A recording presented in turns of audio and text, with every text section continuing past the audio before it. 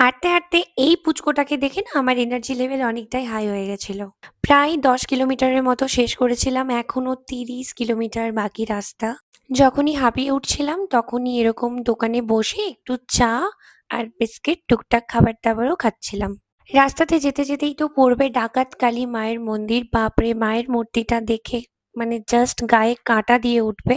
আর কিছুটা রাস্তা যেতে, যেতে এরকম জল ভরারও ব্যবস্থা থাকে। তোমরা জল ভরতে পারো। এই দেখো হাঁটতে, হাঁটতে প্রায় সকালই হয়ে গেল।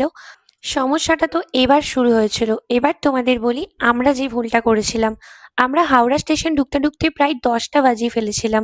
আর সেইজন্য জল তুলতে, তুলতে প্রায় ১২টা বেজে গেছিল।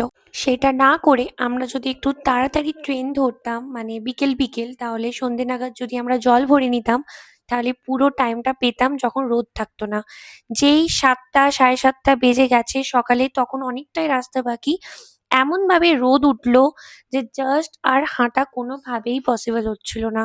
মানে এত কষ্ট হচ্ছিল যে জাস্ট বলে বোঝানোর মতো না। তাই তোমরা তো যাবে, তোমরা কিন্তু একদম এই ভুলটা করো না। তোমরা চেষ্টা করবে যাতে সন্ধ্যের মধ্যে জলটা তুলে নিতে পারো। তাহলে দেখবে সকালের পরের দিনে রোদ ওঠার আগে তোমরা কিন্তু ওইখানে পৌঁছে যাবে।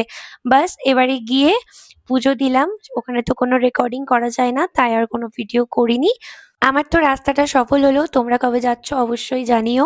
আর সবাই ভীষণ ভালো থেকো। আর ভিডিওটা শেষ পর্যন্ত যেই দেখো অবশ্যই কিন্তু কমেন্টে একটা হর হর মহাদেব লিখে কিন্তু যেতে হবে। চলো আজকের মতো এইটুকুই। আবার কালকে আসবো নতুন একটা গল্প নিয়ে। বাই।